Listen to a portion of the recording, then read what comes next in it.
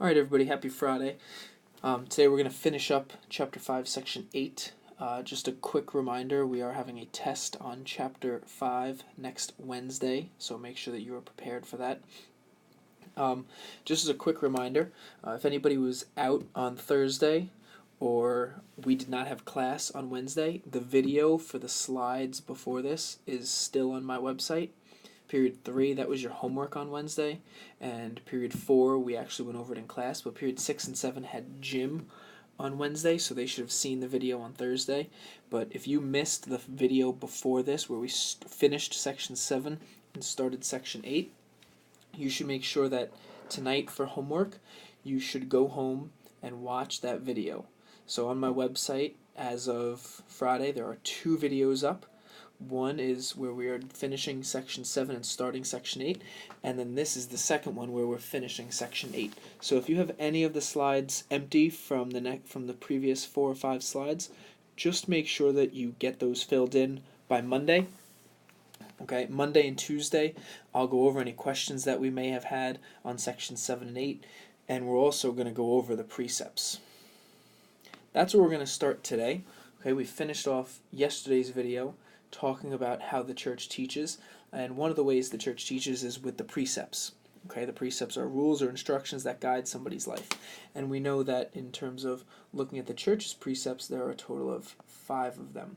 Okay, at the end of yesterday's video, what you should have done was flipped to page 96 in your textbook and copied down the 5 precepts on the slide after this. So in Notability, after this slide, you should add a page, have those 5 precepts written down. I'm going to come around and check, make sure that's done on Monday or Tuesday. Okay, so again, they're on page 95. They're the 5 precepts of the church. And we'll go over the 5 precepts and what they are specifically on Monday. The only thing I want you to know right now is the precepts of the church are set to help us lead a more moral and spiritually nourished life. All right, the concept behind the precepts is meant to guarantee the very necessary minimum in the spirit of prayer and moral effort, in the growth of love of God and neighbor. Okay, so ultimately the precepts are the bare minimum.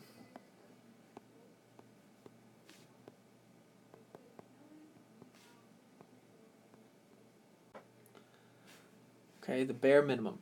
The precepts are set to help us live a spiritual life and moral life, but ultimately the church is always calling us to do more than just the bare minimum.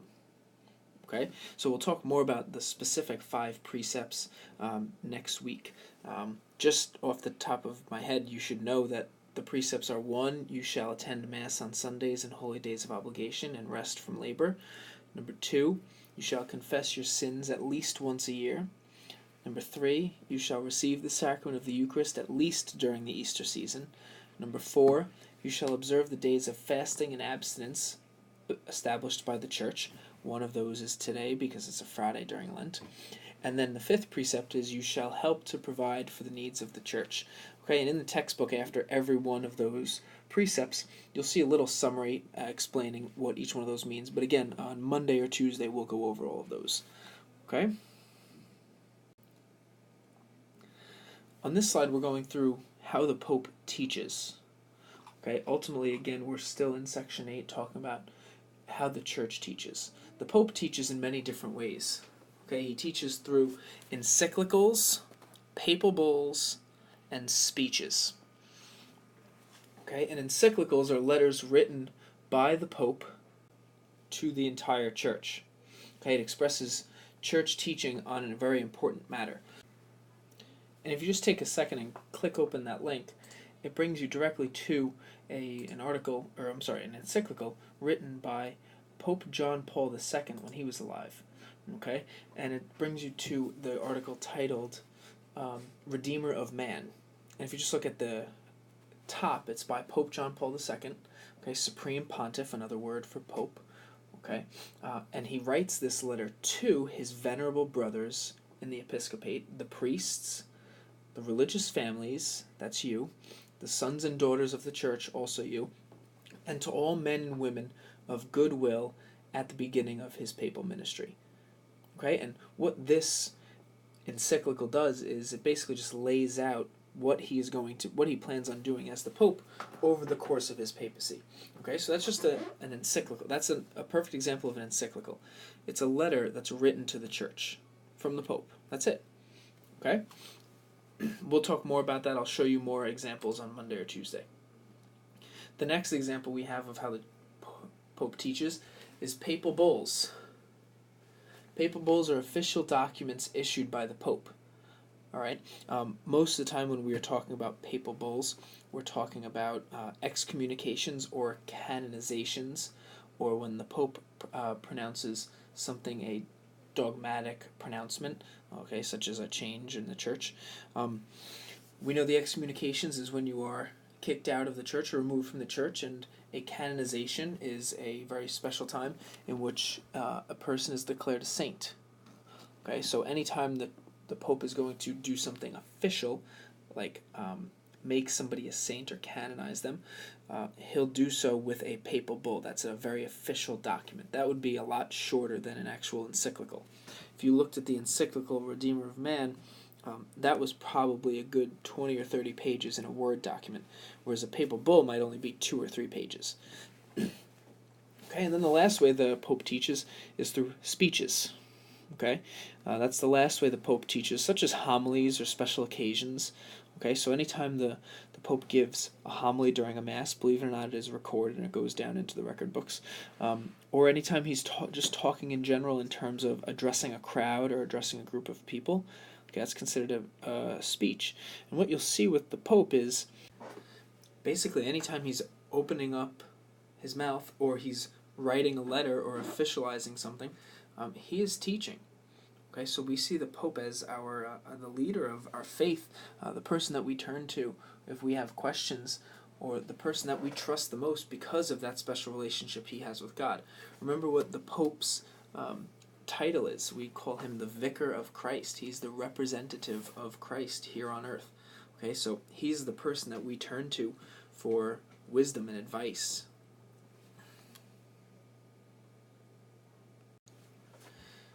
On the next slide, we're going to talk about the hierarchy of the church. Okay, but before we get to that, just on a more diocesan level, just on a level that we can more understand. The leader of our diocese is the bishop. Okay, and the diocese, a diocese is a group of churches that falls under one bishop. Okay, the bishops of the diocese play a very important role in the everyday lives of the members of the church. Okay, it's through the bishops that we receive the guidance that we need in order to get to heaven. Okay, the bishop teaches through what we call pastoral letters in their diocese. Okay, a bishop is the chief authority in his own diocese. All right, and the bishops do share some of their authority with priests and deacons in the diocese, and maybe even other bishops. Okay, but ultimately the bishop teaches through pastoral letters, and I have examples that I'll bring in and show you again next week. Some of these pictures, some of the people in these pictures might look familiar. In the top left, if anybody can identify this church, we should know what that church is. That's St. Agnes in Rockville Center. Okay, and then here we have 2 bishops. Okay, this is actually my uncle to the left. This is Bishop Brennan. Okay, and then this is Bishop Perez. This is actually going back about 4 or 5 years ago when they were both declared bishops on the same day. So this is, again, Bishop Brennan and Bishop Nelson Perez. If we look down to the left, we see the old bishop of our diocese. Okay, oops, sorry, I don't have the pen. We see the old bishop of our diocese. Okay, and this is Bishop Murphy.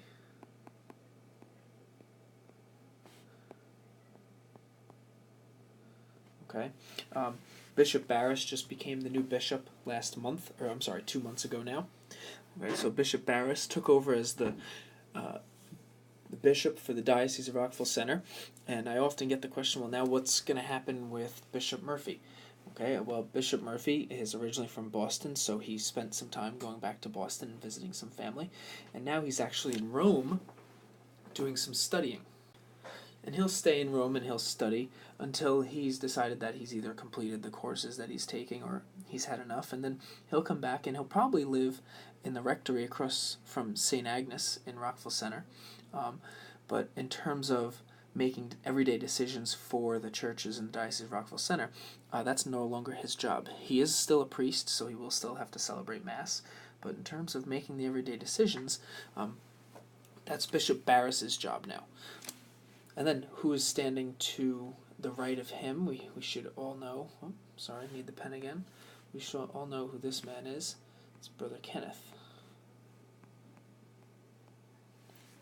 Okay, so again, that's just a little bit more about how the Church teaches, especially in diocesan level. We know how the Pope teaches through encyclicals, papal bulls, and speeches, but most of the information that we're going to get is going to be through pastoral letters.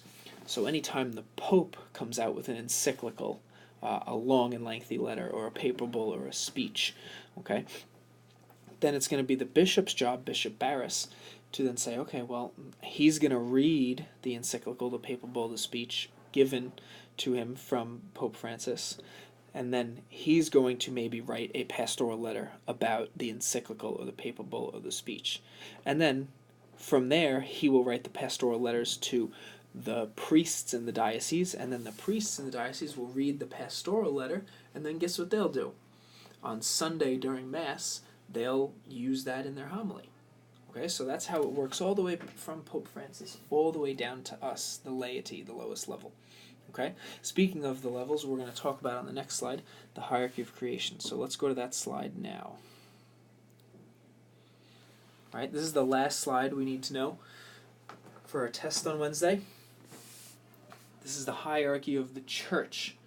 Okay, I believe the last hierarchy we did was the hierarchy of creation. So if you think back to the hierarchy of creation, okay, it was when God ordered things from most important to least important. We had people, angels, human beings, non-rational animals, vegetative creatures, and finally inanimate objects. Well, the hierarchy of the Church is no different. Okay, the hierarchy of the Church starts with the Pope. He's the head of the Church. Okay, again, otherwise known as the Vicar of Christ. We need to know this term. All right, and it's his job to shepherd and guide the Church on earth. And we know he's protected by the gift of, what is it when he can speak without error? The gift of infallibility, right? Okay, the gift of infallibility. Okay, when of course he's talking about matters of faith and morals, anything that can get us into heaven. Directly under the Pope, we have the cardinals. Okay, and the cardinals advise the Pope on his decisions. Okay, ultimately the Pope is not doing everything by himself. He does go to cardinals and bishops for advice. Okay, normally the cardinals are in charge of large dioceses. Okay, and they have the unique job of electing a new Pope. Okay, normally cardinals work at the Vatican, or again in very large dioceses. And they talk to the Pope on a regular basis. They help him with decisions, and then when the Pope passes away, it will be their job to elect a new Pope. Okay, after the Pope and the cardinals, we have the bishops. Okay, and the bishops are direct successors of the apostles. Okay, they shepherd a diocese and are responsible for assigning priests to parishes. Okay, when we consider them direct successors of the apostles, I want you to go back and think about Pentecost Sunday. When this is again Pentecost Sunday, 50 days after Easter, 10 days after the ascension of Jesus Christ. Right, Jesus Christ and God the Father send the Holy Spirit down to the apostles, gives them the strength and courage to go out and preach the good news. On that day, 3,000 people are baptized. Okay, we consider them the first bishops of the Church. Okay, and the current bishops in 2017 are successors of those first apostles. Okay, then we know about the priests. Okay, the priest's job is to bring Jesus into the lives of the laity on a daily basis. Okay, they administer the sacraments such as baptism, marriage, and the Eucharist. Okay, it's their job to bring what the Pope, cardinals, and bishops teach down to the laity on a regular basis. Okay, they bring it down to us. After priests, we have deacons. Okay, the deacon's job is to assist the priest in their mission and to serve the laity. Okay, so again, we're going to go over the difference between a priest and a bishop. The priest and a deacon. Can a deacon say Mass? No. The deacon can be on the altar and assist the priest during Mass, but the deacon cannot say the words, "This is my body and this is my blood." Okay? Deacons can baptize. They can serve as a witness to marriages. Okay? They can conduct a wake or a funeral service, but in terms of consecrating the bread and wine into the body and blood of Christ, deacons cannot do that. Only priests, bishops, cardinals, and popes can do that. Okay? Then we have the laity, last but not least. The laity is all of us. Okay? It's every one of us that are called to serve God in the world. They are called to holiness in their daily lives. Okay? And they're called to bring Jesus into the world on an everyday basis. Okay? And that's us. All right? Especially us in the Diocese of Rockville Centre. Okay? I'm not sure if you know, but the Diocese of Rockville Centre is, the Catholic Church on Long Island is comprised of 133 parishes. Okay? I think this makes us about the 5th or 6th largest diocese in the United States. Okay? The diocese has a total of about, last time I did my research, 369 priests. The Diocese of Rockville Centre, by reason of population, is the 6th largest diocese in the United States. All right, the amount of Catholics that we have in the diocese is well over 1.5 million. Okay, and if you go to your textbook, page 97, okay, you'll see a little paragraph about the Diocese of Rockville Centre. Okay, and then followed by a link with the Diocese of Rockville Centre's website, and it tells you the history of the Diocese of Rockville Centre. Okay, from its early beginnings in 1957. Okay, so this is it for section 8. I'm going to ask that we now work on assignment 30.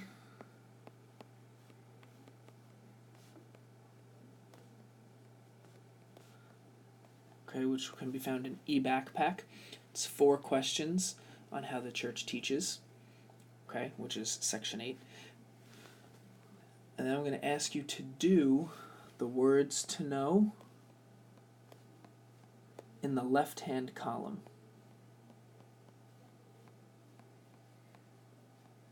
Okay, so that's infallibility, extraordinary infallibility, extraordinary infallibility, ex cathedra, encyclicals, papal bulls, and speeches. Okay? Infallibility, ordinary infallibility, extraordinary infallibility, ex cathedra, encyclicals, papal bulls, and speeches. Okay? So, just as a reminder, this will all be in eBackpack. Okay? Because I wasn't here yesterday either. There's a total of 2 videos. Make sure that we have all these slides done by Monday. Monday and Tuesday I'll answer any questions that you have. We'll also go over the 5 precepts of the church. I want to make sure that we finish these assignments too. Part of yesterday's video was writing the 5 precepts in the notes. So you had to add a page and write all 5 precepts, the first sentence of every box on page 96. Second, we needed to make sure that we finished assignment 29 from the authority of the church. Okay, that was given to you earlier this week. Make sure assignment 29 is done. Make sure the 5 precepts are done. Make sure assignment 30 is done. And then the left column of the words to know: infallibility, ordinary infallibility, extraordinary infallibility, ex cathedra, encyclicals, papal bulls, and speeches. Okay? If you would like to just do all of it in one notability document to make your life a little easier and stay organized, I'm fine with that. If you're going to do it in separate documents, I'm fine with that too. Just make sure those 4 things are done by Monday. Monday we'll go over all the questions, we'll go over the words to know, I'll answer any questions. Tuesday we'll go over the precepts. Wednesday will be our test. Please remember the test is on all of chapter 5. So we need to go all the way back to section 1 when we talk about honoring mom and dad. Okay, honoring mom and dad. In section 2 we had the little blurb about Saint Gianna Molla. Okay, make sure we know about Saint Gianna. Okay, I'm just sitting here, I'm looking up. What else did we have? Okay. The obedience of Jesus and the finding of Jesus in the temple. Sorry. Okay. The responsibility of our parents, legitimate authorities. Okay, we talked about the Holy Trinity in Section 4. Make sure we know that for our test. And then Section 5 started with legal and moral and the state. Okay, so we need to know all those things for the test on Wednesday. Your homework, as always, on Friday is to go home, go to Mass, study, come in prepared on Monday. Okay, if you have any questions, see a friend. These videos will be on my website basically until the test on Wednesday, so if you want to rewatch it when you go home, that's fine. For the rest of class, let's make sure we work on assignment 30 and the words to know. Thank you, everybody. Have a great weekend. Bye.